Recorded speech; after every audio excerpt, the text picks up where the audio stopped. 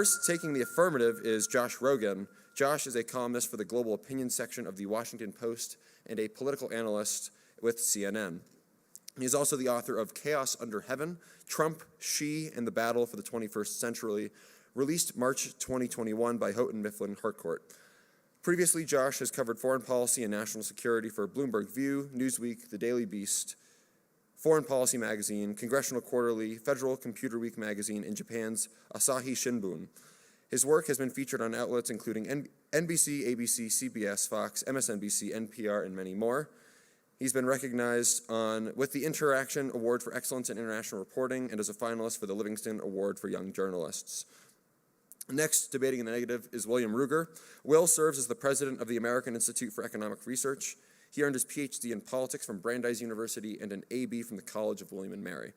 His scholarship has appeared in a number of academic journals, including International Studies Quarterly, Review of Political Economy, Economics of Governance, Civil Wars, and Armed Forces of Society.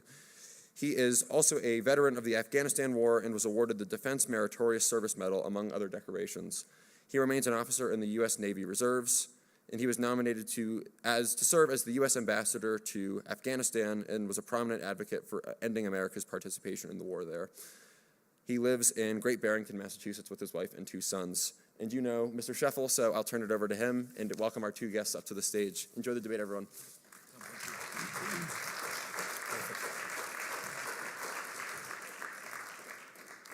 Welcome aboard. Thank you. Welcome aboard.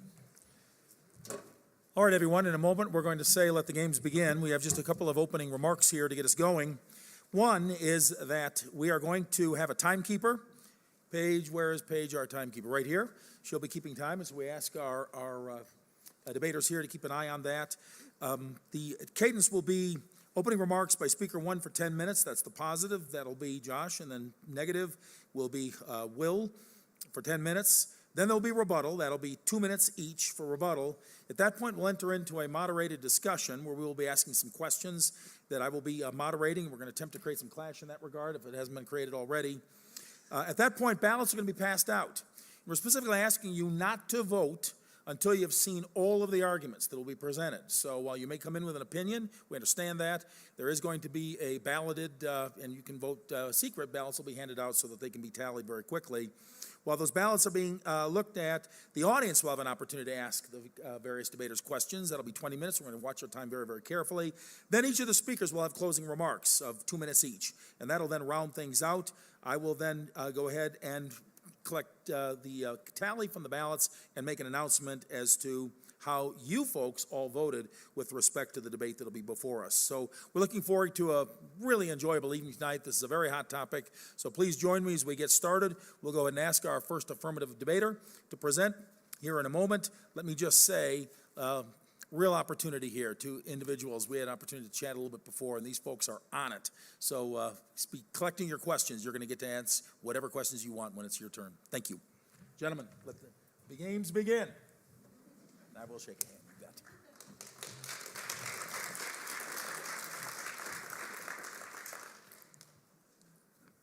Good evening. Very honored to be speaking with you here tonight in Denver. I have to admit right up front, I'm a bit nervous. This is actually my first public debate, although I've been writing and speaking about Asia and U.S.-Asia relations for just under 20 years now. To start off on such an important topic opposed to such a seasoned debater as my friend opposite Will Ruger is, to be quite honest, a little bit intimidating. I have to admit my ignorance when Will reached out to me on X and asked me if I wanted to debate Taiwan for ISI, my response was, why does the Pakistani intelligence service want to debate Taiwan? Isn't that right? I didn't realize what ISI was. But anyway, when I figured out that it was the Intercollegiate Studies Institute, I said yes right away.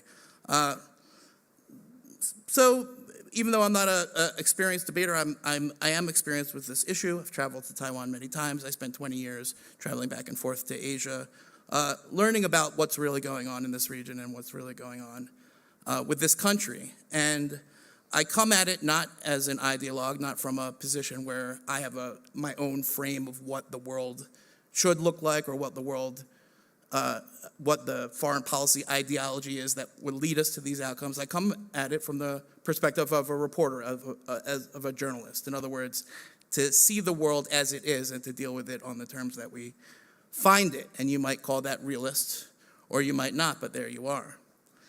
And, what I've seen over the last 20 years is that there are two trends in U.S. foreign policy going on that I've documented. One is the rising problems associated with the rise of China, and especially under the Chinese Communist Party under Xi JinPing.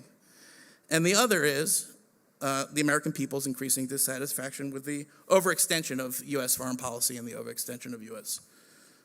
Power abroad. The Taiwan issue sits at the intersection of these trends.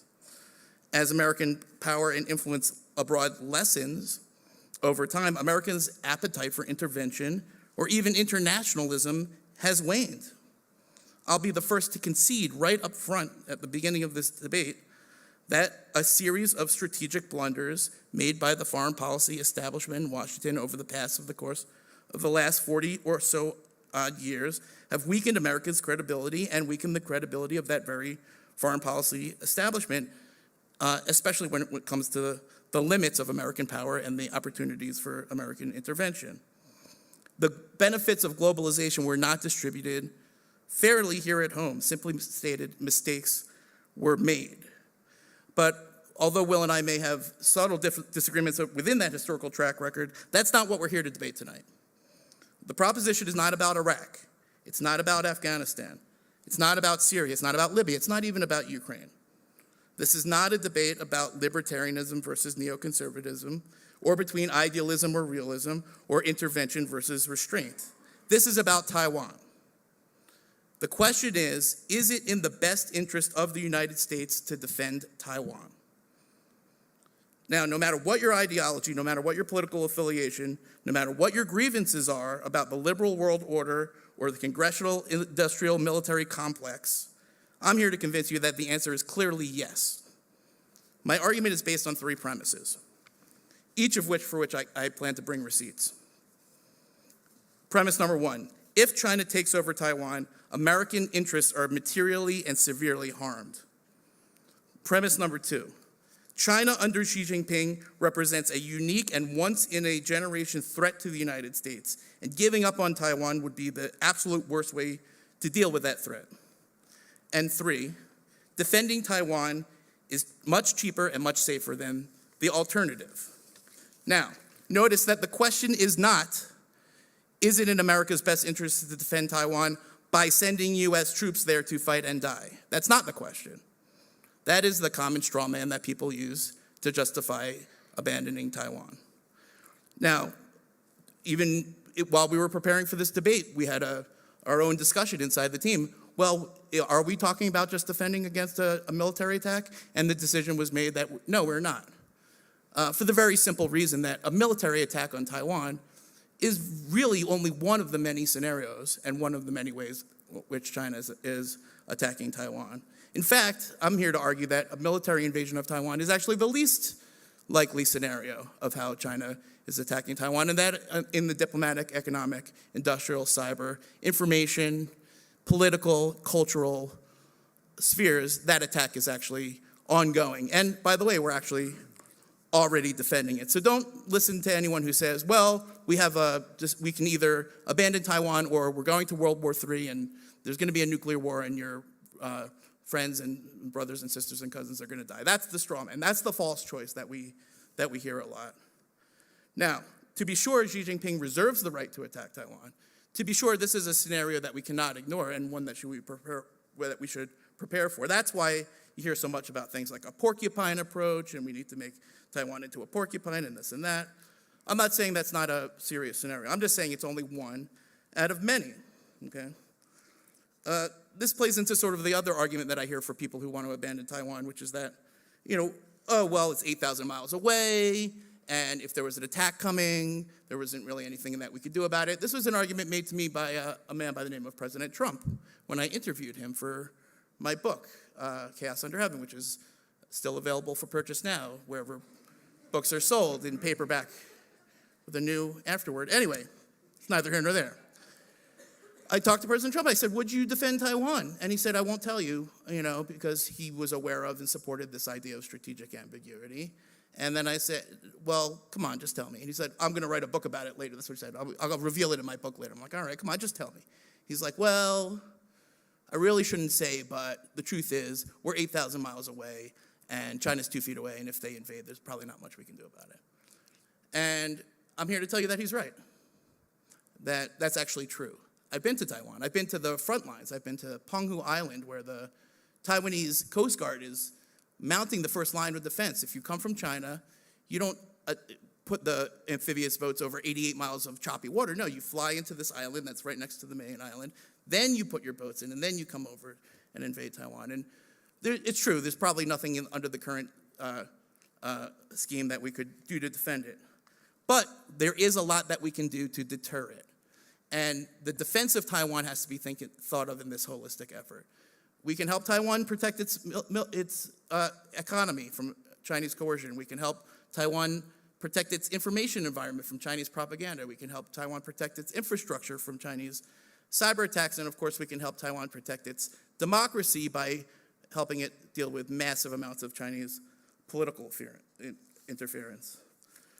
The question does not say also, and you'll hear this a lot from restrainers, that, oh, you know what, Taiwan's important, but it's not in America's core interest. You'll hear this a lot. Oh, it's not our core interest. Yeah, we care about it, and, we like the Taiwanese people. They're super nice, and we'd love for them to keep their democracy and their relative autonomy, but it's not our core interest. Well, that's not the question.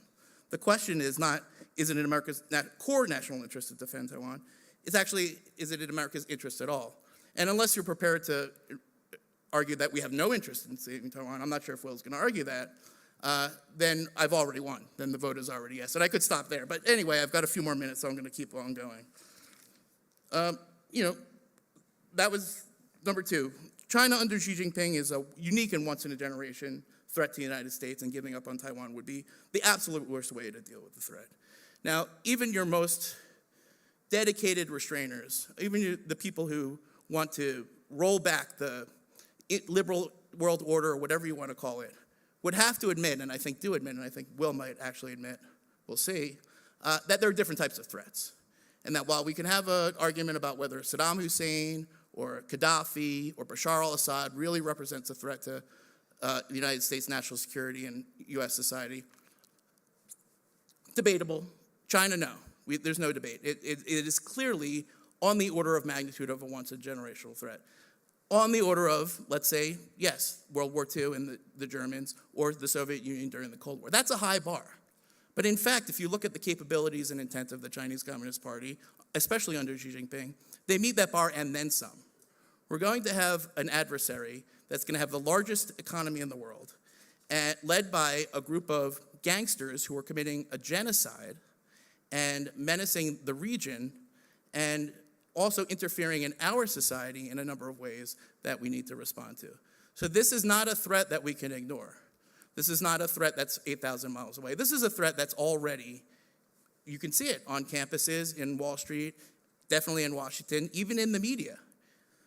So once we realize that the Chinese Communist Party means us harm, and that it is aggressive and totalitarian and expansionist, well, then you realize that giving up on Taiwan is the exact wrong way to deal with it, because we should have learned in the last century that appeasing totalitarian, aggressive, genocidal dictatorships doesn't work. In other words, they get hungrier with the eating.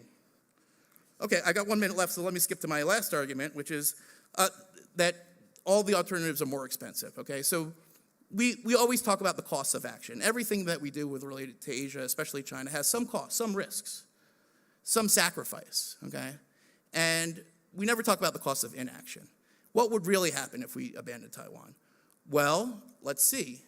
95% of the world's most advanced semiconductors fall under the control of our greatest enemy.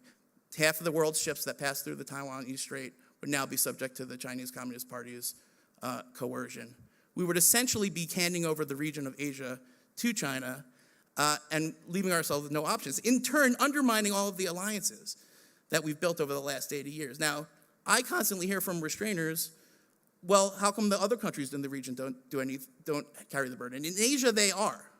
Japan, Korea, the Philippines, Australia, India, I could go on, Vietnam. They're all stepping up. This is not a problem that's caused by hawks in Washington who are trying to scare us into World War III. The demand signal is coming from the region, okay? And what that means is that if we pull the rug out from under Taiwan, we are pulling the rug out from that system. We are telling countries around the world that they should share the burden. And when they do it and they step up, we tell them, second thought, we don't care anymore. So to conclude, if you don't agree with me that Taiwan is something that's in our interest to defend, and if you don't agree with me that China is a once-in-a-generation threat to our way of life, our national security, our prosperity, our freedom, and our independence and autonomy as a society, and if you don't agree with me that abandoning Taiwan would undermine our position in the region, then let me make to you one final appeal. Greater than geopolitics, greater than any, battle over semiconductors, there's something innate. You may say it's given to us by a higher power. You may say we're born with it. Either way, I'm fine. That says that human beings have the right to dignity, to self-determination, and to free speech, freedom of religion. These are things that bind us, not as Americans, as human beings.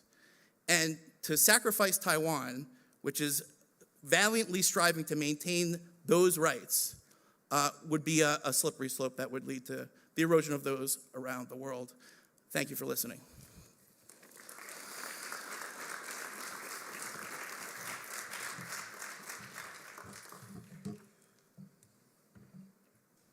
Thanks, Josh. So let me start by thanking our hosts and Josh for participating in this debate. I think real substantive and civil debate between people who disagree is lacking in a more polarized world. So I was more than happy to agree to do this and to do it with Josh. Now I'm going to answer the question squarely and literally. The question asks if it is in the best interest of the United States to defend Taiwan. It is important that the question doesn't ask whether it is in the best interest of humanity or universal values that Josh just referenced, or the Taiwanese people, or its neighbors. It asks whether it is best for the United States. So I'm focused on America here. It is also important that the question uses the word defend, which I take to mean here in this context as the active use of American military power to help ward off an actual or imminent attack by China against Taiwan.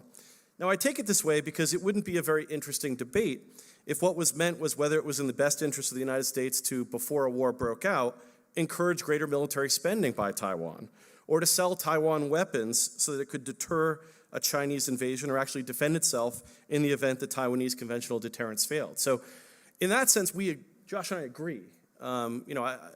So it is not an argument that we simply ignore it. Because I favor the sale of weapons to Taiwan so that it can become a porcupine. I mean, Josh read my speech, I guess. No, I'm just kidding. It's a common argument, right? So it'd be good for Taiwan to become a porcupine that China would not attack, or at least would have second thoughts about attacking, because the potential benefits would be unlikely to outweigh the potential costs. So in this case, I would support helping Taiwan develop what Notre Dame professor and former Department of Defense official Eugene Goltz calls a defensive defense rather than an offensive defense. In other words, we should encourage Taiwan to take advantage of new defensive technologies to build strong, what are called anti-access area denial capabilities, A2AD, rather than planning for and trying to build the capability to confront China's own A2AD capabilities and strike China itself either ashore or on its coasts. Taiwan doesn't need to be a mini U.S. military that would come at the expense of building the defensive capabilities to raise the cost of a Chinese attack. Going for an offensive capability would be playing into a Chinese defensive strength given its use of surveillance and military technologies rather than leaning into the fact that today's world is defense dominant, as we've seen in Ukraine. Namely, technologies and tactics favor defensive operations today rather than offensive ones. So it's more like 1914 than 1939. This approach would also be a lot cheaper and less likely, as Goltz has noted, to stimulate Chinese fear of U.S. offensive operations that could knock them out. thus encouraging arms races or trying to get first mover advantage by striking first. So again, if the question is whether we should help in some way Taiwan to defend itself, then there isn't a debate. So let's go to the more debatable question in my view. Is it in our interest to defend Taiwan should they be attacked or face an imminent attack? Because I think Josh was a little bit slippery, right? He talked about how China is such a huge threat to civilization itself, to the values that we care about.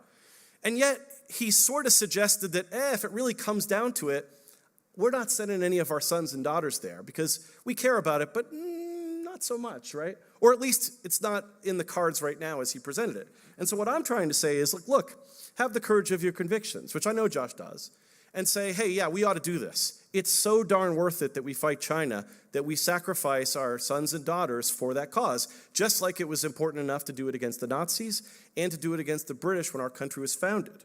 But my answer for this particular case, unlike those two cases, is the answer is no. It would not be in our interests.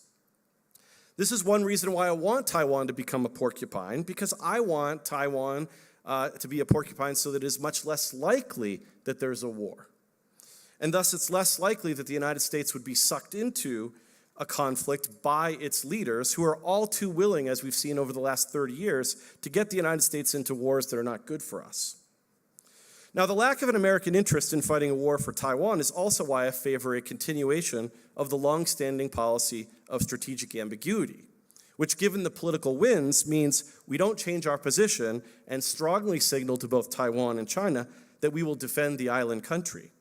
Sending that signal would be a mistake. It would induce moral hazard or risk-taking by Taiwan and its neighbors, or even stimulate China to attack under currently unfavorable terms for China so as to prevent a future that would be even worse for China. And if American hawks don't like the idea of China gaining an island aircraft carrier that can help project power into the Pacific, imagine how you'd feel if you're China to have a robust American strike capability on such an island carrier less than 100 miles from their coast.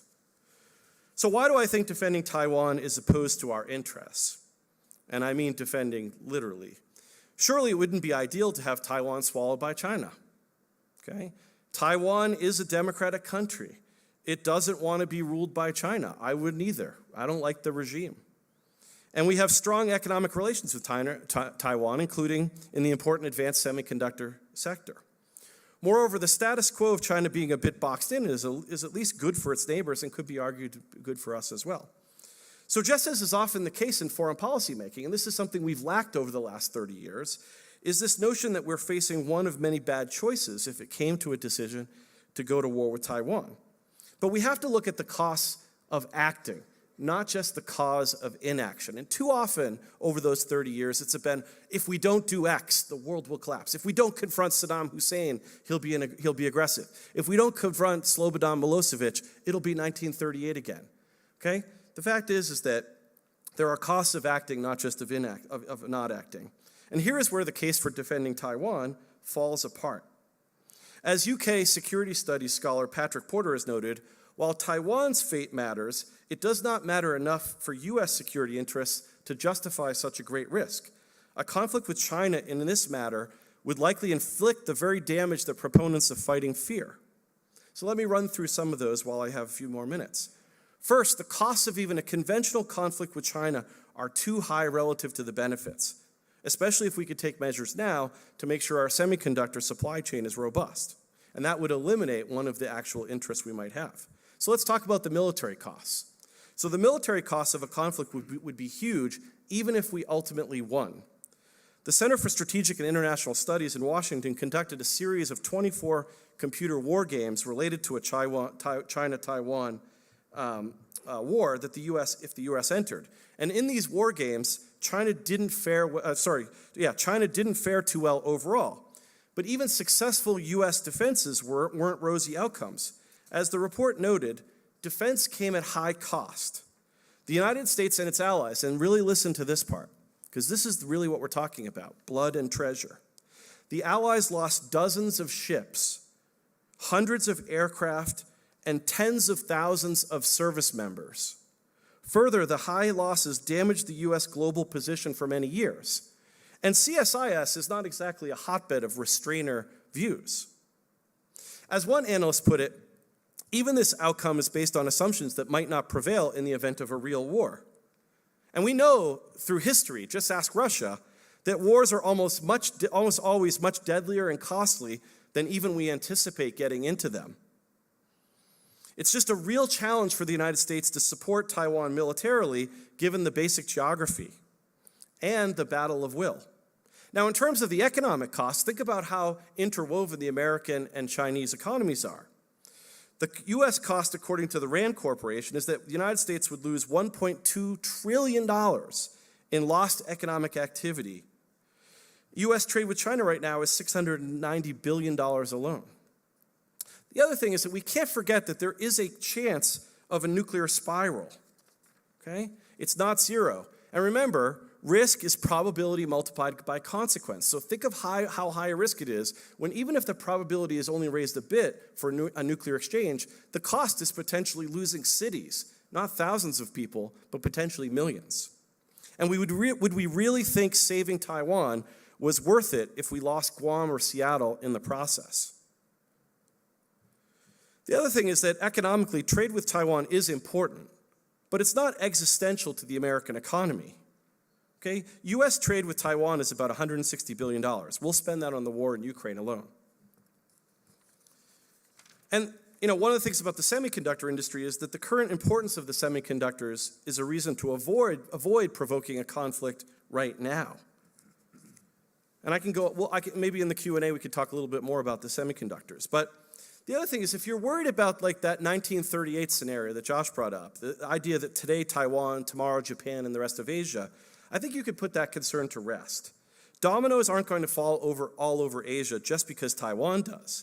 And Josh even mentioned this. Japan and other countries in the region have an incentive to balance against Chinese power and aggression. They're already doing some of that. They'll do it even more if China takes Taiwan. So there'll be a naturally occurring balancing in the region. Plus, we can rely on our extended nuclear deterrent to support our allies, and this deterrent would be especially credible in those circumstances. But lending that credibility to Taiwan just isn't, because China views Taiwan as part of China, and it's not something that's believable that we would actually go to the brink for that. Lastly, if you think we could merely break a blockade or send in material to support during a hot conflict and avoid a hot war, think again. Support will lead to active intervention. If a war starts, as Patrick Porter notes, China will be in it all the way, since a loss of Taiwan would be existential for the Communist Party in Beijing in a way that could be never mirrored for the United States. And so there's an imbalance of wills. And when you have an imbalance of wills, you're going to have an imbalance of the means you're willing to put into it. And so again, I view that this would be very costly to the United States, very harmful for our sons and daughters in uniform, and thus something we should try to avoid doing. Thank you.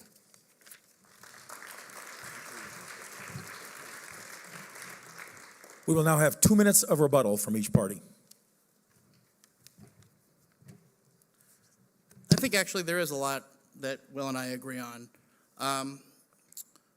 But on the core issue of whether or not the world would be okay if China swallows up Taiwan, I'd have to insist on disagreement. It's not really about trade, right?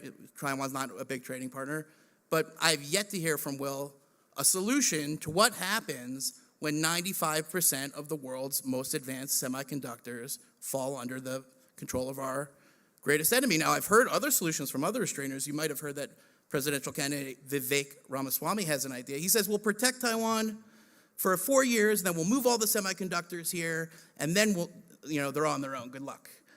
Now, the reason that is ridiculous is because it's impossible, because even under our current plan to onshore semiconductor manufacturing, it would only be a couple of percentage points over 10 years. So he's being totally disingenuous, which I don't think Will would adopt that position. Some people will say, well, let's bomb TSMC, let's bomb the Taiwanese semiconductor industry. That strikes me as equally insane.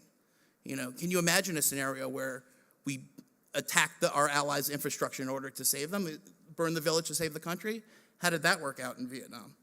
So I think we have to understand that when China takes over Taiwan, our core economic prosperity is at dire, dire threat, full stop. Now, I don't want to be seen to be ducking the question about the military invasion because I only have 1 minute left, so let me address it head on, okay?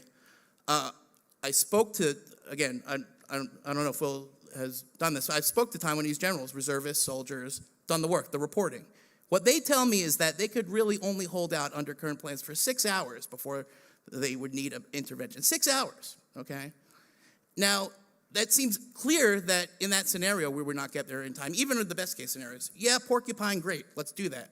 The idea of a porcupine strategy is to make the mission more difficult. So 6 hours could go to 12 hours.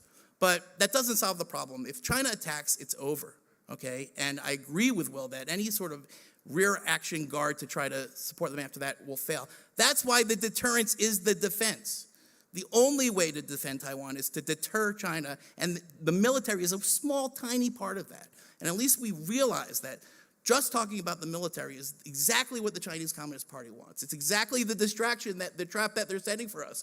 And Will and the other restrainers are walking right into it by saying, oh, well, World War III, nuclear weapons, your sons and daughters are going to die. The fight over Taiwan is where the attack is. It's all of the other parts of national power and influence besides the military, and that's what we haven't yet talked about. And I hope to hear some solutions on that in the next rebuttal. Thank you.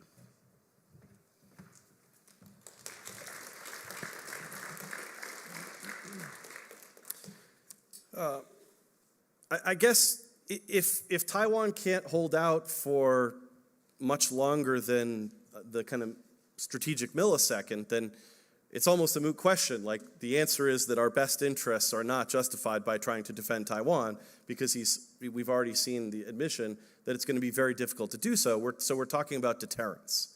The challenge, of course, is that deterrence, if you've taken International Relations 101, right, what are the 3 C's of deterrence, right? Capability, credibility, and commitment. So a U.S. attempt to support deterrence in Taiwan is not that credible, right? We would have to do a lot to make it credible, and doing that could actually provoke what we don't want. That's why we have a policy of strategic ambiguity, because we don't believe that we can actually have a credible commitment.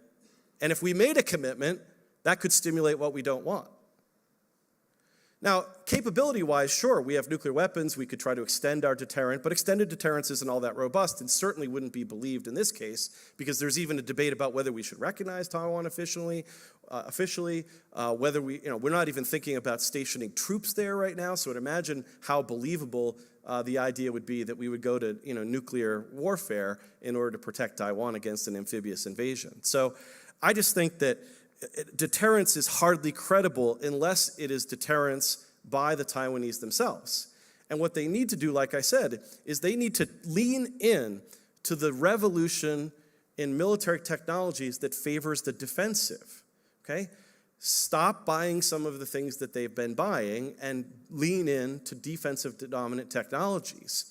Don't try to mirror the United States' approach to warfare, but try to do something that's more organic. This is a lesson we should have learned in Afghanistan, where we tried to build something like U.S. military junior. We shouldn't want Taiwan to replicate that either. But I just don't think it's all that credible that the United States is going to do this, especially given that Taiwan is very different politically in terms of how we view it and how U.S. policy has approached it than it is, say, Japan, a long-standing American ally where there's no ambiguity about both the alliance and that long tradition of entanglement with them. So thank you very much.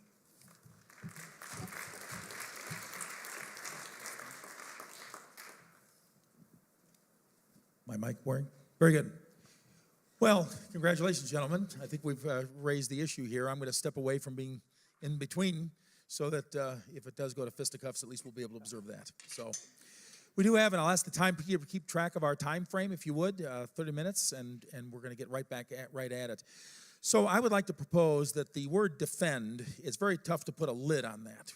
I think most people in normal parlance would look at that and say, well, where do I draw the line? Or is it possible that even if I've drawn the line, that defending based on escalation is tough to put a backstop on? And I think that would be sort of a common understanding just from a general debate standpoint. So I have the question here, start. Is there a moral obligation, a legal obligation with possibly political undertones relating back to the body of law that seems to govern this, the Taiwan Relations Act, 96-8 public law, January 1, 1979. That's been on the books for quite some time. And I'd like to hear from both of you with opportunity for comment, rebuttal, and then back again one last time before we go to our next question. And Josh, I'll go ahead and start with you. Sure, I think it's the perfect follow-up because I'm sorry to say I have to point out a couple of inaccuracies in the last part of your presentation. First of all, you said there is no debate over we're having a debate over recognizing Taiwan officially. No, we're not. There's nobody really having that debate. Actually, I went to an event with the vice president of Taiwan, William Lai. I met him a couple of weeks ago. This is the Chinese propaganda. Taiwans are separatists. They're going to declare independence, especially the DPP. We can't support that. That's provocative, and that's going to create the provocation that's going to tip Xi Jinping over, okay? That's obviously false because the DPP itself, and William Lai himself, has said very clearly, we don't seek formal independence. We don't need to seek formal independence. The DPP's position long has been, President Tsai as well, we have independence. We are an independent country, de facto independent country to be sure, and there's no benefit for taking that extra step. So there is no debate over recognizing Taiwan because it's not what any party in Taiwan is seeking. The other thing that you said that I thought was wrong is we don't have a commitment. Well, that speaks to your question exactly. We do have commitments, not just under the Taiwan Relations Act, but also in the set of understandings that we made with Beijing when we normalized relations and they established the One China principle and we established the One China policy. They have a principle, we have a policy. Their principle is Taiwan is ours. Our policy is we understand that's your position, but we don't take a view on that one way or the other. And then what the TRA says is we will provide Taiwan. We commit to providing Taiwan the means to defend itself from invasion, which we aren't doing. So we do have commitments, and we're not meeting them, and that is a problem. But to take to the core of your issue, which is what does it mean to defend? What are we defending? What is it that we're defending? We're defending the status quo. We're defending this current state of relations, which has maintained peace and stability for the last 40-some-odd years. And who's attacking that? Not us. Not the Taiwanese, not even the DPP. It's Xi Jinping and the Chinese Communist Party. They're the ones upsetting the status quo. They're the ones breaking their commitments. They're the ones with increasing the military aggression. And so when we say, oh, well, we can't provoke the aggressors, we fail to understand that actually weakness and appeasement is the exact way to provoke the aggressors. And by the way, Xi Jinping doesn't need to be provoked. He's already attacking. I'll stop there. Yeah, so I'll talk about this question in a larger context, which is that I think there's a difference between individual morality and how states should approach moral questions. So Max Weber talks about the ethic of responsibility versus the ethic of ultimate ends. And so when it comes to, say, a decision about whether you rescue a drowning baby, the clear answer for any moral person, Christian or otherwise, I think is obvious there.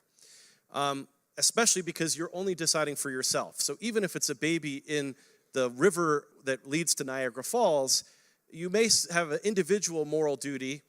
It may even be supererogatory, but there's still a moral duty there, and you're putting yourself on the line. But there's a different morality when you have a morality of kind of responsibility for others, and that's what happens in politics, right? You have a moral responsibility not to merely ultimate ends, but to in a case of a liberal democracy, to the social contract, to our constitutional order, to the people you are elected to be responsible for protecting, right? And under those conditions, you have to, there's not solutions, it's more trade-offs, right?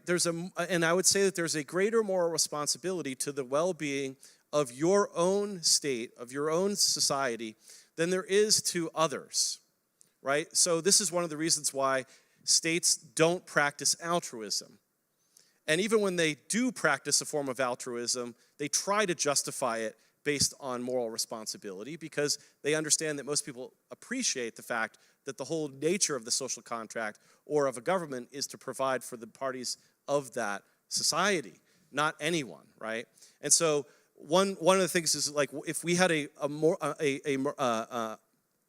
responsibility, a kind of morality of ultimate ends, then you might say like, hey, we need to go protect Uyghurs. And if that means, we lose Los Angeles, but we protect the Uyghurs, hey, that's the moral price we have to run that risk. But I think one of the reasons why we really never talk about intervening for the Uyghurs is because we understand that states have a moral responsibility to their own communities, and that means they have to engage in the virtue of prudence, and that prudence has to be balanced against other moral, against other types of virtues. And so it's a long and short of saying, no, we don't have any moral responsibility to send our sons and daughters, our cousins, our brothers, our parents to fight for Taiwan, even if it would be terrible if this happened to Taiwan, which I believe it would. Legally, again, we do not have a commitment to do very much at all for Taiwan, particularly the most important things, which would be something akin to, say, an Article 5, which we don't have. And even Article 5, by the way, of the NATO Charter, it actually doesn't specify you actually have to come to the defense, right? Even Ivo Dalger, who was involved in NATO, had said on the record that you could send basically a stern letter of regret in response to a breaking of or the kind of imposition of an Article 5 guarantee. So we clearly don't have more than that to Taiwan. So we have almost no commitments. And the other thing I would say is, like, the United States was founded in one way, in some ways, and practiced prudence over commitments even when we had them. Our most important alliance in American history, you could argue, was our alliance with the UK and the Soviet Union during World War II, but you could also say the most important alliance was our alliance with the French, because otherwise we might not even have a country. And what happened to the French alliance when our interests collided with our commitments? George Washington, our greatest American president, went with our interests rather than those commitments, and he broke the alliance for good reason, and thank goodness, because we would have fought a war with the British earlier than would have been prudent. So again, no moral or legal obligations in my view. Just a very quick response. I think really you've sort of shown your hand with that Uyghur example, because what you said was we have to choose between helping the Uyghurs or losing Los Angeles. This is the classic false choice, the classic maximalist, scary thing that basically says, oh, well, there's nothing we can do, so we should just let the atrocities go on. Now, as it turns out, that we do intervene on behalf of the Uyghurs, pretty extensively, actually. We have something called the Uyghur Forced Labor Prevention Act, which prevents any American company from importing anything from Xinjiang that's connected to Uyghur forced labor, which is everything, okay?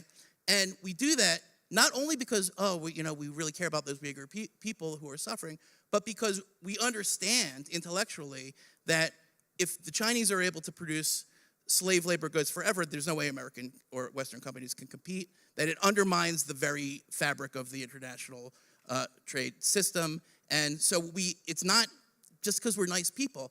We do intervene against the Uyghurs with various coercive tools, including some very serious economic warfare tools, because it's in our direct economic interest, and I don't think anyone could really dispute that. So yes, if every time we say, oh, well, should we help Taiwan do this? You say, well, do you want your son to die? Do you want to lose Los Angeles? That's kind of the level of the Taiwan discussion that we've been getting in Washington for 20 years, and it's super dangerous because it fails to recognize what I call the reality of the situation, which is that this competition is on. It's ongoing right now. And we are defending Taiwan, and we know that it's in our interest. And if you only consider the most maximalist, most risky, most outlandish scenario, well then, yeah, I don't want a nuclear war any more than else. But it doesn't solve the problem, and it only leads you to one conclusion, which is that, oh, well, we can just lose. Yeah, we can lose. There is a scenario where we let the genocides go on, we let the Taiwan get sucked up into mainland China, everything. We let the Middle East, whatever. We put up the Fortress America gates, and we hope for the best. I'm just saying that doesn't sound like a good plan to me. In fact, it's not our plan, and it shouldn't be. And I think that's what we have to do. Again, in my comments at the beginning, I already stressed the fact that my view isn't that we shouldn't do anything. I said we should help Taiwan become a porcupine. We should encourage them, right? But what I'm saying, though, is that when it comes right down to it, especially given the prompt, when we talk about kind of an active defense, the thing that's actually going to make the difference if things kick off in Taiwan, the most important, I think, debate we can have now is, are we going to actually do it, in the sense of, are we going to do what we've done so often in the past? Sometimes rightly in our national interests, like it was when we confronted Germany in 1941. But also, we've done it in ways that were unnecessary and harmful to our interests, like in Vietnam, like in Iraq, and in so many other places. And so what I'm asking for is to have a conversation, because I don't think what we want to do is allow things to happen so quickly that we in a democracy aren't going to get a say on this, which is to say, let's say that China kicks off, and then we're like, what do we do? Well, for one, we have an imperial presidency in which the president isn't going to rush out to probably ask Congress what we're doing. He's going to send the Seventh Fleet into action. That's not the time to have the debate when Americans are in harm's way.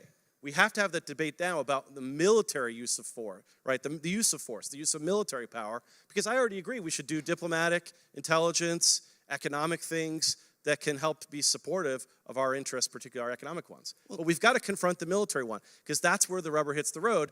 And if it, like I said earlier, Josh, if it's so important that China not swallow up Taiwan, and it's so important that because these dominoes are going to fall, if I were in your shoes, I'd be making the case for a more active U.S. intervention in this warfare. And say, just like in the CSIS study, I'm willing to sacrifice tens of thousands of Americans because I want to stop that, because the world, it will be 1938. But if it's not 1938, then let's think about other options. And I'm saying it's not 1938. No, I don't think I'm saying it is 1938. I'm saying it's 2023. And in 2023, we have national security as a purely military consideration. It's not the way the world works. It's obvious. It's pretty clear. But let me not be seen to dodge your question, because although we did determine in our that defense is not confined to military, I don't want to be seen as ducking the question of military intervention. And what I would say is this: look at a very imperfect analogy, but at least one that's grounded in the 21st century, which is Ukraine. Now, okay, deterrence failed against Vladimir Putin, a nuclear power, not really a peer competitor, but kind of. Biggest land war in Europe. We are directly intervening militarily. Intelligence, support, tons of weapons, tons of money. A lot. It's a big military intervention. But it doesn't involve U.S. troops. Not one U.S. troop has died. So even when we're talking about military intervention, it's absurd to immediately jump to the conclusion that U.S. troops are going to die, because we have the example of that, just one second, which is Ukraine, which is where we are intervening militarily very heavily, and no U.S. troops have died. Not only that, there hasn't been a nuclear war. Why is that? How can we sit here today? Are you worried about nuclear war? Have you dug your bunker? Have you dug your bunker for when Putin is going to nuke the U.S.? No. Why? Because actually, conventional wars don't necessarily tip over to nuclear war, because these evil dictators are not suicidal, okay? Xi JinPing is not suicidal. In the nuclear exchange, as horrible as it would be, we win, okay? And that's the end of the Xi JinPing regime. That's why Putin hasn't nuked Ukraine, because we told him that would be, and let me address the issue that you raised with the conventional war with China. Again, look at Ukraine. I'm not saying that we're doing everything in Ukraine right. Don't get me wrong. I'm not here to champion the Ukraine intervention. I'm just saying that even if I concede to you that we're talking about military intervention alone, and I don't, but if I did, the answer to the resolution would still be yes, because we've shown in Ukraine that actually we can intervene militarily without a conventional war with the great power, without it rising into nuclear exchange, and with some benefits. And I hope we don't, yes, my first desire is that we don't get into that situation with China and Taiwan. But yes, if they attacked and they took over, yeah, I would get up on this stage and say, we should take a Ukraine-style approach, which is that we help them fight back. Okay, we make sure that if China thinks about going to that next place, to Japan, that they don't have the means to do it. That if we didn't stop them in Hong Kong, then we should stop them in Taiwan. If we don't stop them in Taiwan, they're gonna keep going. And the only relevant tie to 1938 is that we have 100 years of evidence to show that aggressive, totalitarian, genocidal dictators, their appetite grows with the eating. It happens every time. They push and push and push until they meet resistance. And we failed in Taiwan, in Hong Kong rather, and we failed in Ukraine. I hope we don't fail in Taiwan, because I think that would be a terrible, terrible scenario. So I'm glad you bring up this analogy, actually. For one of the reasons why we didn't see a further escalation is actually because the administration was either practicing some forms of restraint or the restraint community push back against the hawks who would want to do more. So here's an example. The Atlantic Council and a number of other people put together an argument for why we should have a no-fly zone in Ukraine. And restrainers jumped into action and pushed back against that. Whether it was in the cards in the Biden administration or not, the fact is we didn't do a no-fly zone in Ukraine. If we had done a no-fly zone in Ukraine, I believe that we would have gone to war with Russia. But to defend Taiwan, you would have to do something like a no-fly zone. Okay? How are you going to keep China from taking the island and being able to support it, bringing ships into Taiwan ports without that air superiority or without fighting back actively? Because one thing that's different is Ukraine has Poland next to it. Okay? What is next to Taiwan? Water. Okay? It's going to be really hard to get material into Taiwan successfully without running afoul of Chinese invading forces in ways that were not relevant to this conflict. So I think that actually the analogy shows you why we have to be especially cautious with Taiwan, because we had to be cautious with Ukraine. And by the way, if we had done everything that the Ukraine hawks wanted us to do, again, I think we would be in a hot war with Russia, and the chance of an escalatory spiral was not there. I mean, again, a lot of the most irresponsible voices on Ukraine are saying we haven't done enough. And again, there's a chance that we could still escalate into a conflict, because what if Russia starts to win a war of attrition? Then what happens? So again, I think this is an analogy that supports why actually we need to be especially cautious. We can go on to the next question. Just very quick point. I think if the restrainers claiming credit for the Biden administration policy is kind of like the rooster claiming credit for the sunrise. All right. Well, I'm glad I'm not sitting in the middle, aren't you all? Sort of that. The reason Biden didn't do more in Ukraine has nothing to do with the restrainers. We don't have time for that. Let's get back to Taiwan. Definitely debate, and I should be wearing a referee's outfit here as opposed to a moderator. So It's all fun. We're good. This is exactly what we want. Is actually what we're Civil looking for. debate. So I'm going to invite to the conversation the law of unintended consequences. My next question is for you, Will, and it is this. So you're inviting this whole notion of maybe foreign policy ambiguity. You'd like to have a conversation that deals with what does defend mean, what are the backstops on that, et cetera, so we have some clarity in that regard. My question to you, and I'm interested in the response, does that not, if there is indeed clarity, does that not invite China to act if it's clear that the foreign policy, even under the Taiwanese Relations Act, et cetera, is not to cross the Rubicon of any kind of military intervention? Yeah, I mean, I think that you should avoid saying everything you think when you do diplomacy. But that doesn't mean you shouldn't think and think hard about it. And so, yeah, I favor strategic ambiguity, especially because I think that the status quo is beneficial to the United States and to Taiwan. But again, I think that we ought to be very clear, because again, we don't want to walk into something by bureaucratic inertia, right? We don't want to walk into something because the first thing on the mind of people who have a kind of, I think, instinct about where are the carriers when something kicks off, I don't want them thinking that. I'm fine with them keeping it ambiguous in terms of what they say, but that doesn't mean they have to think everything. I mean, again, I think we were talking earlier a little bit about Machiavelli. I think he would counsel that same type of realism, and that's well, I think, suited to the world of diplomacy, which isn't beanbag.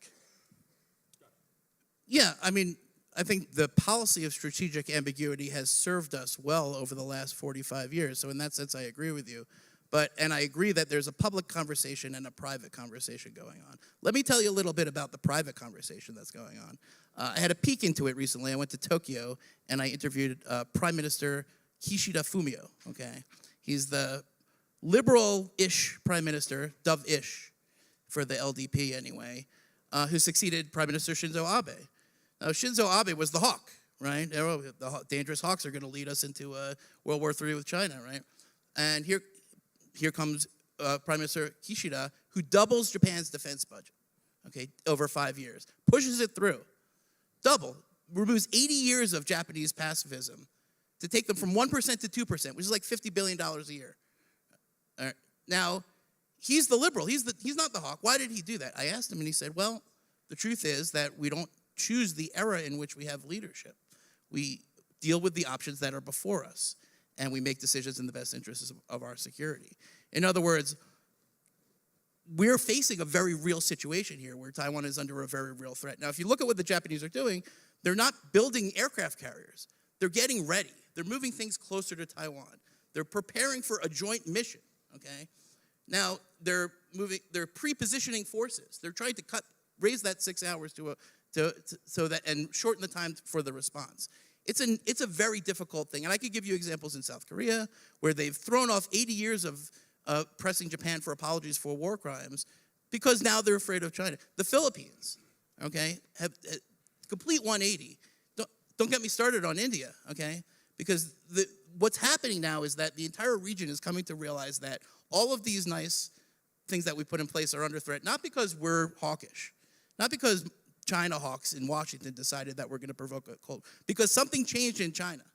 Xi JinPing changed their policy. He changed their strategic approach, okay? He upset the status quo. And to restore that balance is the only way to maintain the peace. And to prepare for war, as George Washington once said, is the best way to maintain the peace, okay? And so by pulling the rug out from under Taiwan, you're not just sacrificing Taiwan, which again, I think is worthy enough of voting yes, just because I don't think we can sacrifice Taiwan for our own interests. But if you're not convinced by that, keep in mind that we'd be pulling the rug out from Japan and South Korea and the Philippines and India and Australia and Vietnam, and I could go on. And that would essentially roll up what have been 70 years of security architecture, US-led security architecture in Asia. They can't do it without us. So it's not perfect. You may think that this system of alliances is not perfect. I don't think it's perfect, but it is our strategic advantage. China will have more people, more money, more power than any adversary we've ever faced, including 1938 and the Cold War. And the only way to match that is with allies. So by throwing Taiwan under the bus, we're throwing all of those allies under the bus. And that is just a scenario that I think, for whatever cost you want to appoint, is really, really important to understand. So my quick response is Vietnam. People made the same argument about Vietnam. We can't get out of Vietnam. We can't pull the rug out from under the South Vietnamese government because then the Europeans and the Japanese and others will not believe that we will support our commitments in the Cold War fight against the Soviet Union. We pulled out of Vietnam and we won the Cold War. And our allies, there are ways in which we could shore up those commitments to those allies short of actually having to stay in Vietnam forever. So I don't believe that if Taiwan, if we did not defend Taiwan actively in the event of a Chinese invasion, that there wouldn't be ways short of war to justify a commitment. Remember, alliances are meant to help deter wars and win wars in case you fight them. So in order to keep our alliances strong, we have to fight a war against China, against Taiwan. That seems to put the kind of the cart before the horse, right? It doesn't make sense to do it that way. I would say that the other thing I would say about this is that I think what Josh points to is actually that there is a natural balancing that happens in international politics. There's a natural equilibrium that occurs. And I think you're seeing that.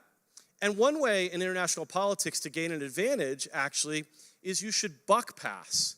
Right? One of the things that the United States has done over the last 30 years that's been so problematic is rather than having our allies share the burden or even trying to buck pass to our allies have buck passed to us, and we've said, sure, because we're like we're the nice guy, hey, we'll take it on our chin.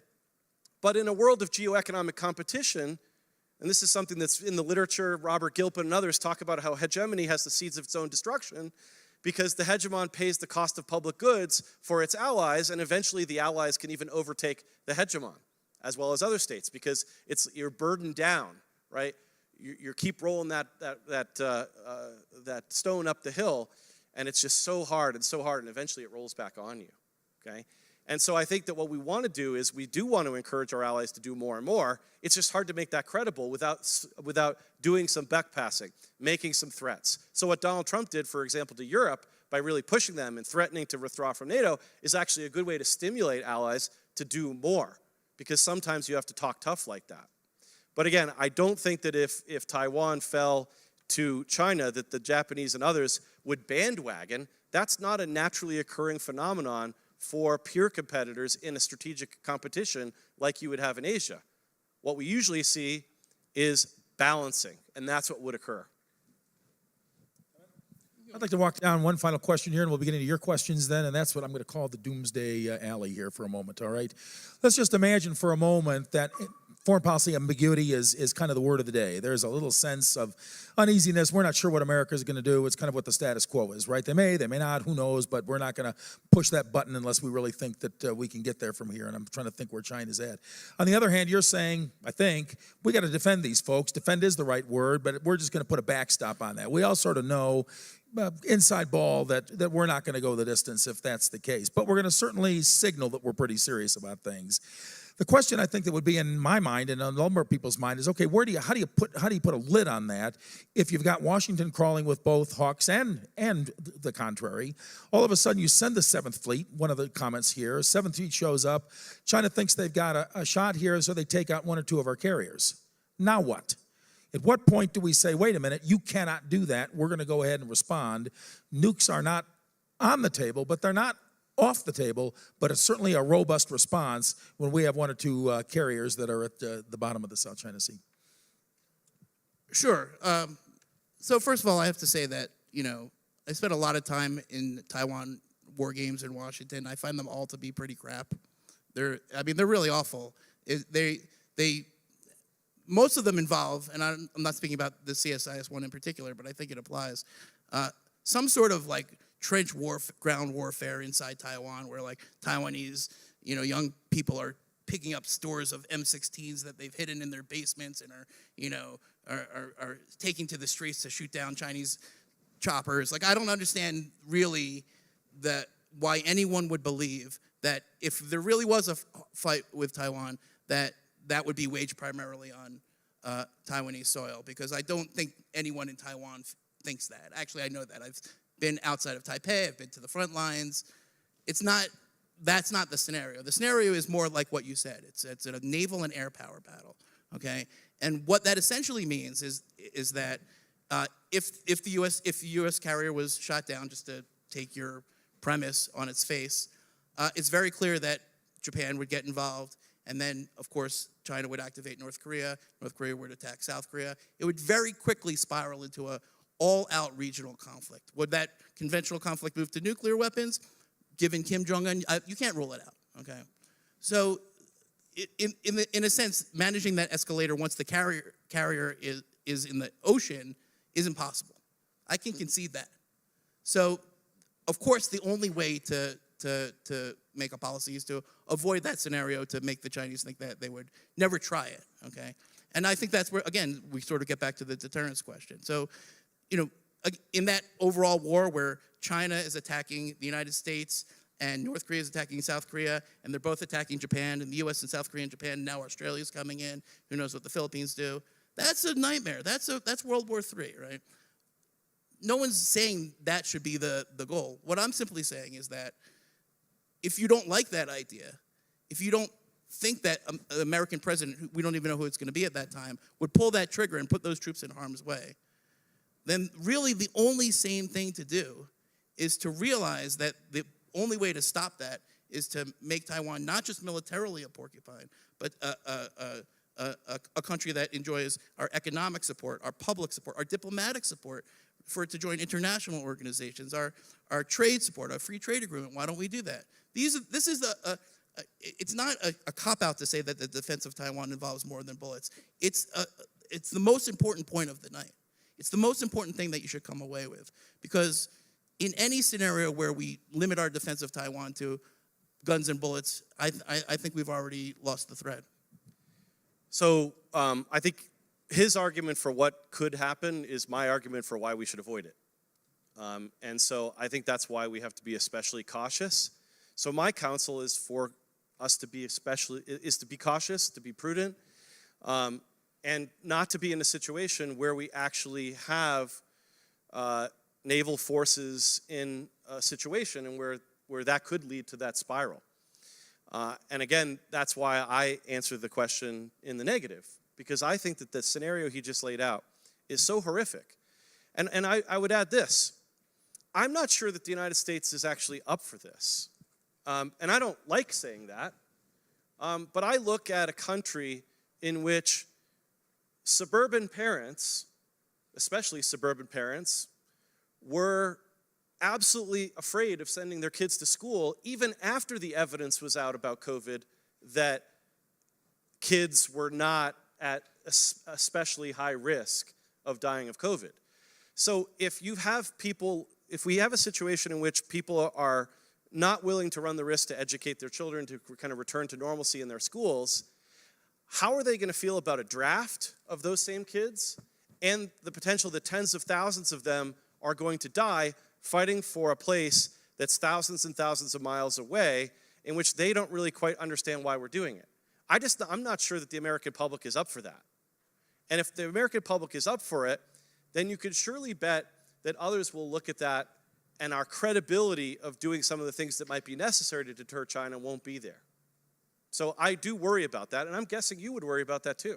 I'm honestly confused by the COVID schools thing instead of Taiwan, but it doesn't matter. Let's go to the. But real quickly, what I'm saying is that you totally lost me on that one. What I'm saying is that Americans are worried about being in harm's way. We have a safetyist culture.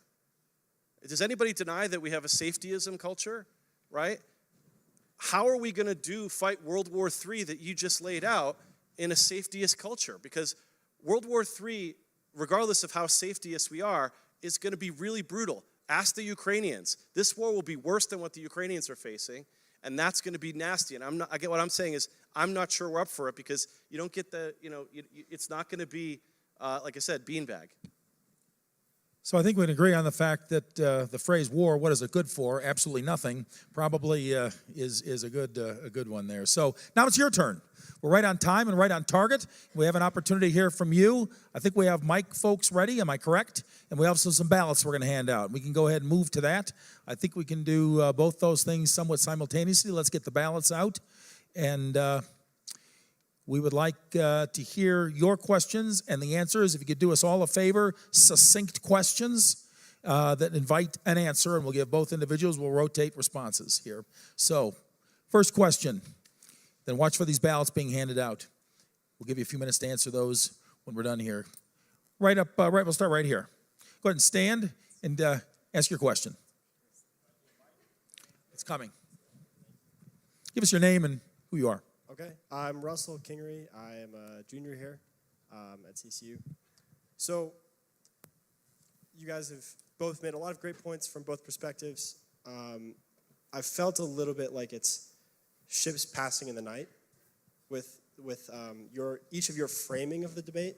You've talked, Mr. Will, you've talked about limiting it to defense. You've talked about defense in a military sense, and Mr. Rogin, you've talked about it in a larger sense. Could each of you frame the disagreement? What's the focus of the disagreement between the two of you? I don't think we disagree on some of the basics around. I do think we disagree on some of the basics. Yeah. I I disagree with you that we agree. And therefore we do not agree if we do not agree that we agree. But to answer your question directly, and I think it's an excellent question, the difference between the frame that my friend Will is presenting to you and the frame that I'm presenting to you is that mine is based in reality of the situation in China and Taiwan. And his is not. His is based in an ideology that is derived from coming to the conclusion before you look at the facts. And if you think that restraint is the thing that you are meant to push, then that becomes the answer to every question. And if you already know where you're going, then it doesn't matter what road you take to get there.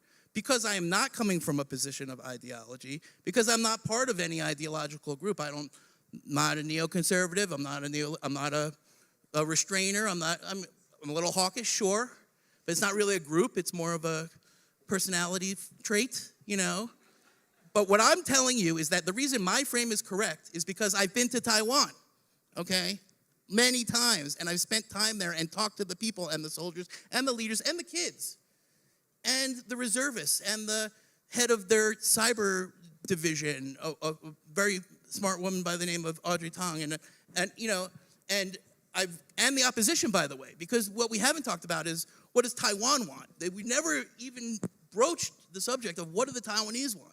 And I'm telling you, it's complicated.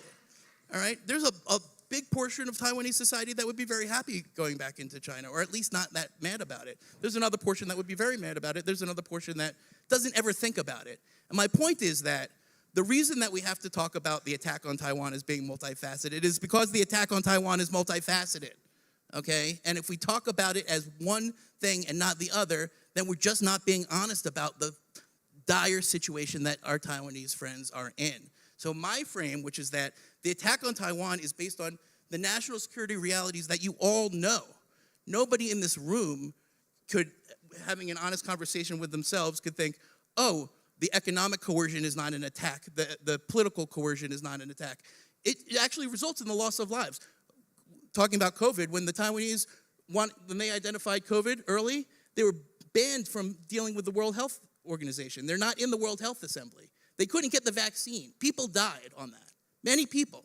Because Taiwan couldn't get the vaccine because they're not in the World Health Organization. Why? Because Xi JinPing says, right? Now, is that World War III? No. But that is an attack on Taiwan's identity. It's an attack on their status. It has real-world effects. Real people died because of that. And that's what we're facing. That's why we have to defend it. And anytime you hear nuclear war, World War III, your sons and daughters are going to die, you know that that's a distraction from the real issue at hand. And that's why you should vote yes, because I'm talking about the real issue at hand. Yeah, I mean, the idea that we would go to all kinds of wars and these would escalate and cause problems for us, I know is a fantasy, given that in my lifetime it's been Vietnam, it's been Somalia, Libya, Afghanistan, Iraq, Syria, now Ukraine, which you've said we're in. So the fact is we have to worry about escalations because this is a reality. And if we're going to talk about where we've been, I've been to Afghanistan, I've been to the Middle East a lot, right? But not Taiwan? No, I've not been to Taiwan. Okay, but is that really dispositive about whether America? I've been to America. Something. I've been to America. I know American national interests, right? Okay. The fact is that Sure. I think that you're wrong that we disagree so much. Okay. Disagree. Right. Again. We disagree But more. fortunately, not disagreeably. Yeah. But the point is that I think I already stipulated up front that I think that there are lots of things we could do. Encourage Taiwan to adopt a different approach, right? A defensive defense that Eugene Goltz talks about. The idea that we should sell weapons to them to make them a porcupine. The idea that my view is that we should simply ignore the rise of China, when I've said publicly for years that China is our biggest strategic threat, not Ukraine and Russia, not the Middle East. That I don't know where he's getting this, right? It might be from other people, but it's not from me. I think China is a serious strategic challenge. That's one of the reasons why I want to make sure that we're acting quite prudently, because China is dangerous, okay? And the status quo is advantageous, so I don't want to upset that. So I wouldn't be doing things like having the Speaker of the House fly to Taiwan. That's disruptive of the status quo, okay? I would be trying to be much more careful about how we engage China, because it's a potential peer competitor, and one that we are going to have to talk to, because this isn't the Soviet Union in which these are two spheres effectively. China and the United States are deeply coupled economically, and we can't wish that reality away either. So again, I think it's just, I think to say that my argument is that we should stick our head in the sand is just not true. I don't believe that at all, and I don't think I've said that here tonight. What I've said is we agree about most things, but where we disagree is that when the rubber hits the road, I don't think the United States should be sending in the Navy and the Air Force and the Marines and the Army into a hot war with China that, as we know from all wars, no matter how fast or easy you think it's going to be, is going to be much harder and much more dangerous. That's all I'm saying, and if you believe with me that that's a big problem, I think you vote for the negative. Josh, quick response? Very quick response. We actually have some examples of what happens when we send the U.S. Navy in to defend Taiwan. They're called the Taiwan Strait Crisis, okay? So it's not... What year was that? 1954, and then 1956. How strong was China relative to today? I'm just saying what happened.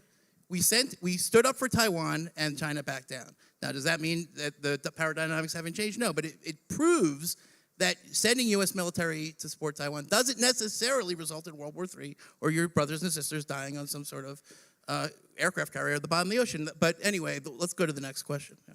Young lady over here. Hi. My name is Braden Adams. I'm a freshman here at CCU. And I noticed that no one mentioned the possible connection between Iran and Russia and China. Thank you. Yes, no. But I was wondering if either of you recognize that China is noticing that our resources are being spread thin, because right now the U.S. is Thank you. sponsoring a double proxy war with Israel as well as Russia. And so I'm wondering if y'all did recognize that, and if you believe that China, as noticing that, would be setting a trap for us if we were to defend Taiwan. So I think that we should prioritize in our foreign policy because we can't do everything. And you hear people talk about how we need a Department of Offense instead of a Department of Defense. You hear people talk about how we can walk and chew bubble gum at the same time, that we could do things in all three major theaters of the world and also in peripheral theaters because we have to confront X, Y, and Z in Africa and Latin America. What they're doing is not being mature adults when it comes to strategy. You have to prioritize. And my prioritization would be in Asia. I think that Europe is wealthy and populous and could handle the challenges posed by Russia. I think that in the Middle East is a lot less strategically important to the United States. That doesn't mean that the Israel-Palestine or Israel-Hamas conflict isn't a serious one that we should keep our eye on, but I don't think we need to be adding Saudi Arabia to a security commitment to the United States, okay? I don't think we need to be in Syria and Iraq. I'm glad we got out of Afghanistan because I think that we need to prioritize and privilege Asia as the most important challenge. That being said, it doesn't mean that we have to, I think, have Cold War II. I think there are other responsible ways to kind of handle an intricate, complex relationship with our most important strategic challenge and one of our most important economic partners in the region. Right. So you all just saw the sleight of hand there, right? I hope you picked up on it. It's the bait and switch of the restrainers. It's that, well, we have to prioritize China, so that means we have to let go of Ukraine and Israel. Okay. Didn't say that. But we have to prioritize China, so we have to let go of Ukraine. But then we shouldn't defend Taiwan against China. So which is it? Are we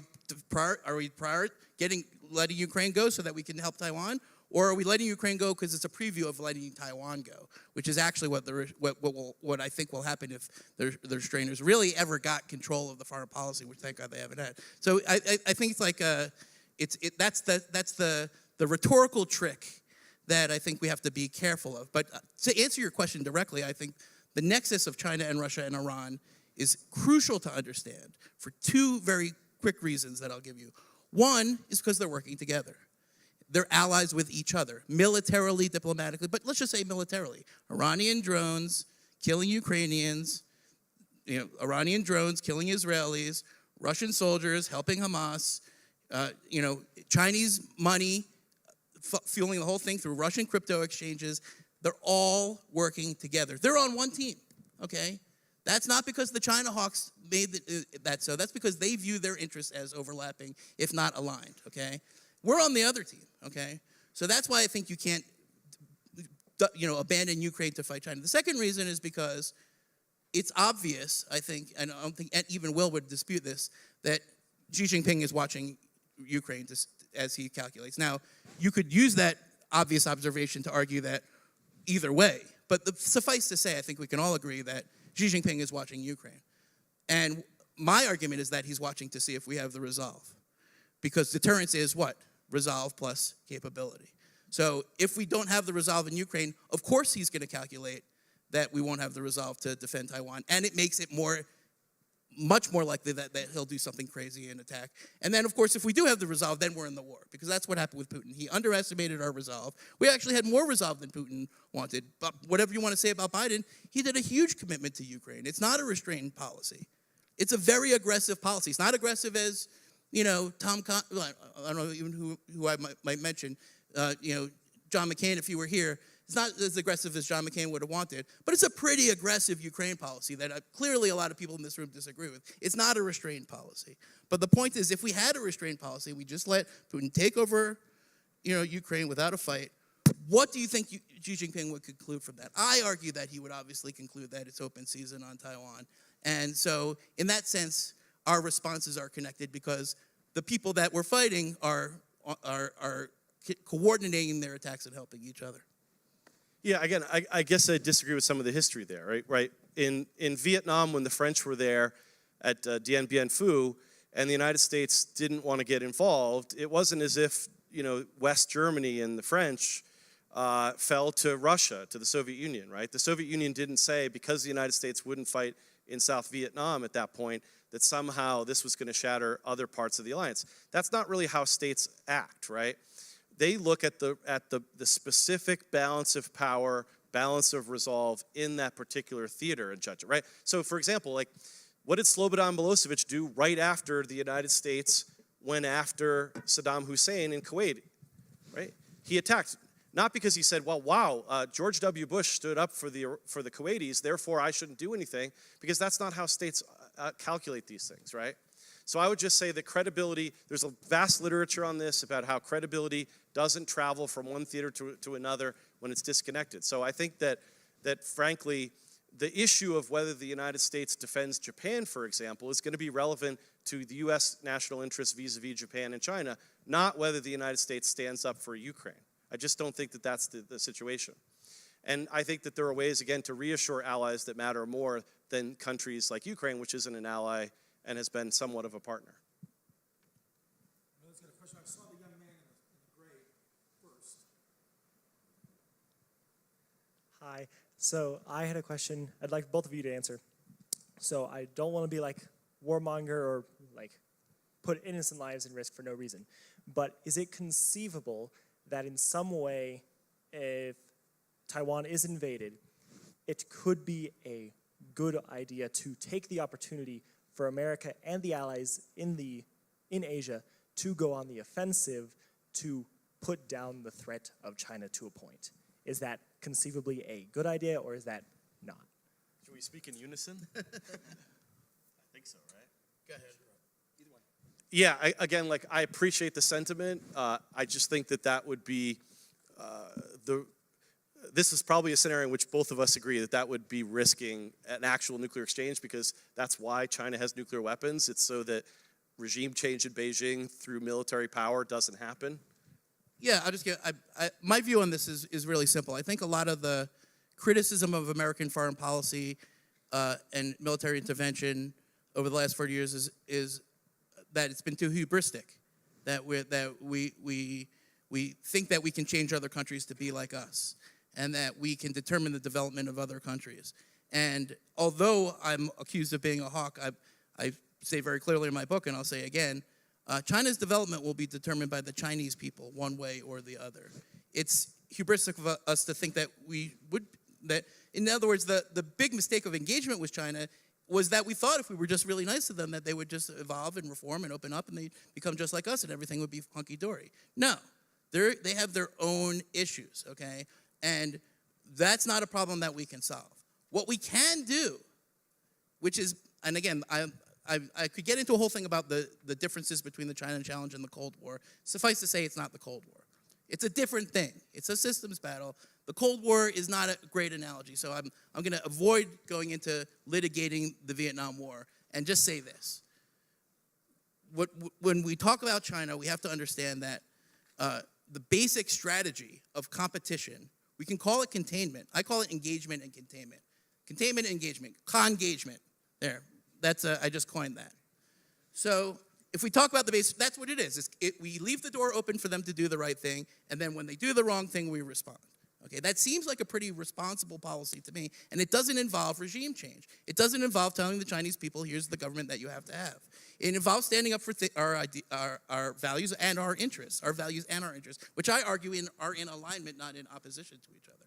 Now, to be quite honest, what that really means is that we're containing China until something changes. Not that we're going to change it, but that, in other words, we don't really think that we're going to be able to change the fact that Xi JinPing is an aggressive, totalitarian. Just read what I have a bunch of quotes here. I'm not going to waste your time with them. He's been very clear about his plans. Okay? He wishes to alter the world order to make it safe for repression and autocracy and Chinese success of the China dream and the success of the Chinese Communist Party. That's his goal. He says it every time. He believes that Taiwan reunification is an integral part of that. He's never going to stop thinking of that. What we can do is we can push that timeline forward and make it harder for him until he dies. Okay? which could happen tomorrow, knowing what a snake's nest that CCP, people dropping like flies, falling out of windows, all of a sudden falling off of walls. It's really dangerous to be a senior official in China, okay? Lots of hazards abound, okay? Now, what comes after Xi Jinping? Maybe it could be a worse murderer. Maybe it could be an even more evil person. Okay, fine. That will have to be resolved by the Chinese. But what we have to do is abandon the hubristic engagement that says we can change China and realize that our mission is to protect ourselves and our interests and our values, which includes protecting our allies and partners. That, to me, is restraint. If that's restraint, call me a restrainer, okay? Because it's not about changing China. It's about preventing China from changing us. I'm good. You got time more? One more. I had one over here. Was it your question, sir?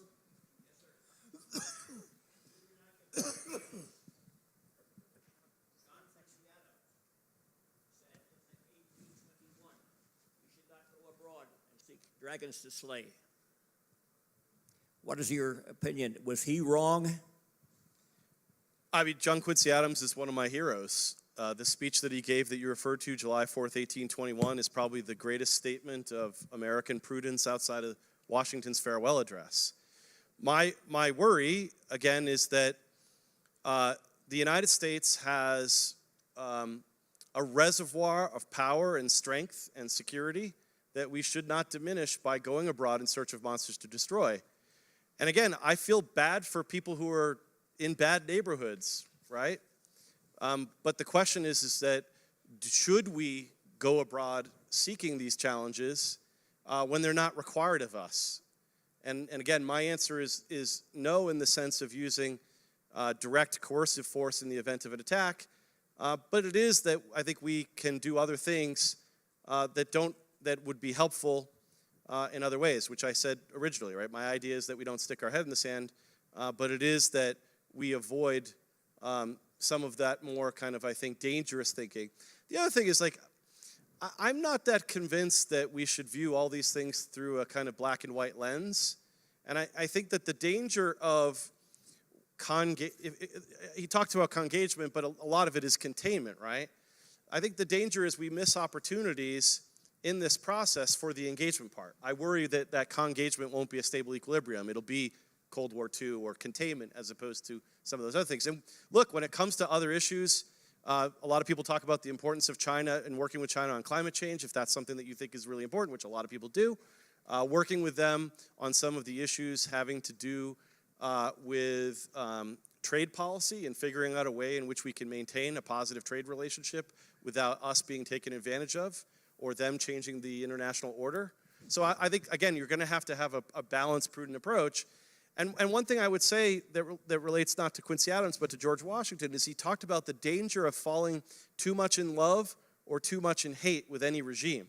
And one of the problems, and I'm not going to blame Josh for it, but one of the problems with a lot of hawks in Washington who sound like Josh is that they do that love-hate thing. They engage in Manichaeanism, black and white thinking. And I just don't think that's the most appropriate way to view foreign policy, which is also why I think we can do certain things with Taiwan but avoid an active defense, and that makes sense. Yeah, I would just say sometimes the monsters come knocking on your door. You don't have to go to find them.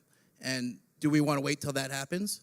And if we know that if the dragon is dragon in this case, a little too on the nose, being that it's China, but if the dragon holds a press conference in front of the 20th Party Congress of Dragons and says, our intention is to take Taiwan, and then after that we are going to dominate the region. Then after that we will change the world order to make sure that our system is the one that survives and not the Western system. Document number 9, Xi JinPing, he spelled it all out.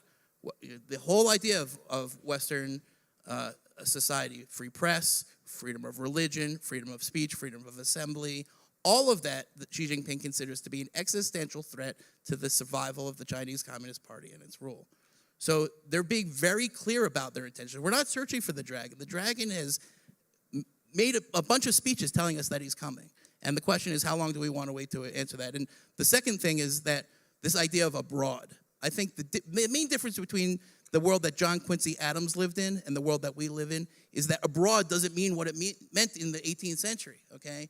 Because international geopolitics and national security and economic prosperity know no borders. The Chinese Communist Party threat knows no borders. It's here. It's in your phone. Okay? It's in this university. It's definitely in Washington. Okay? So we don't have to go anywhere. Okay? And that's the internet-connected world we live in. I agree with Will. We can't overreact. I agree with Will. We need to maintain relations with China where it makes sense. We have to leave the door open for them. By the way, they're not answering the call. Nobody's home. We should keep that light on. Of course we should. But the problem with applying John Quincy Adams to 2023 is that that world doesn't exist anymore, and we have to deal with the world that we live in. That, I think, is a very realist perspective. Well, just one more thing on that. The world in 1821 had the real possibility, because they had just lived it less than a decade earlier, of an other country invading our country, burning the capital to the ground. That is not possible in a world of nuclear deterrence. So I think that there are lots of analogies, and there are things that are relevant to that world and things that aren't. And so I wouldn't look askance at those heroes of the founding like Washington and Adams, because I think they had a lot to speak to us today. And the world might be smaller and flatter, and what is the other thing that Tom Friedman said when you talk to a Cairo cab Please driver? don't attribute Tom Friedman's views to me. But my point is that the world is a lot like it's always been, and the dynamics of international politics, when you read Thucydides, it sings to us today, just like it did then. And I think that, again, we shouldn't lose sight of the fact that we can get counsel from people like Adams. So I just got the stop signal about a minute and a half ago, and so we're going to go ahead and do that. We're going to invite our speakers here to give their brief closing arguments, since I think you've both been extremely articulate in what's been shared already. For those of you that had a question, and I saw a couple of hands that just were we unable to get to, I suspect the speakers are willing to stay around afterwards and at least address any other questions that you might have before they depart. So we'll go ahead and look at those closings right quick. Meanwhile, ballots are being tallied right now. We will have you folks all on your way here shortly. We'll start out with our positive. Josh.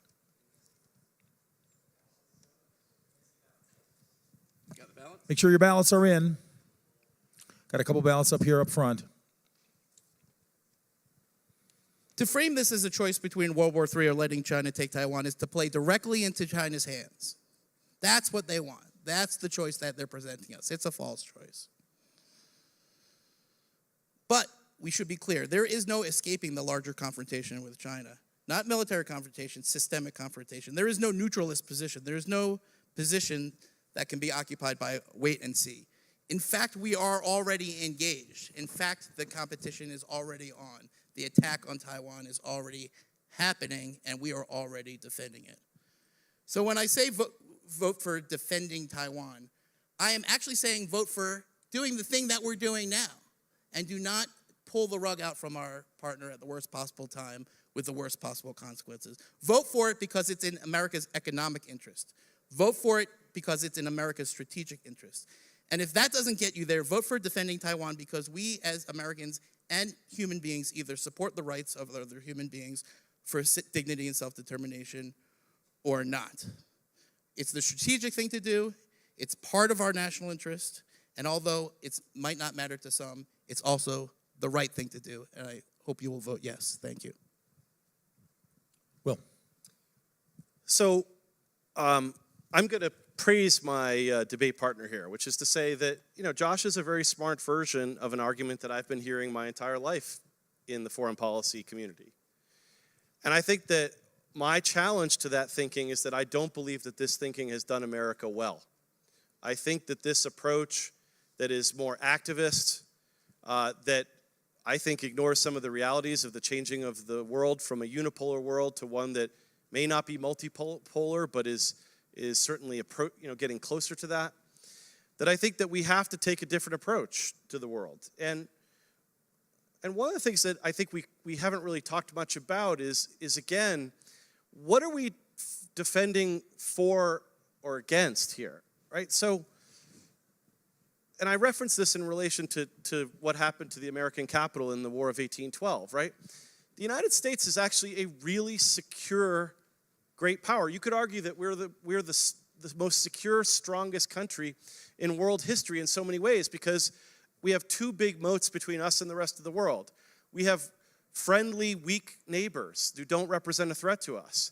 We have nuclear weapons. That means that what happened in the War of 1812 can't happen again, because anyone who challenged us to do that would be incinerated because mutually assured destruction works, it won't happen, but we are so strong in that sense. And we also have a really strong conventional capability that could keep any country from our shores.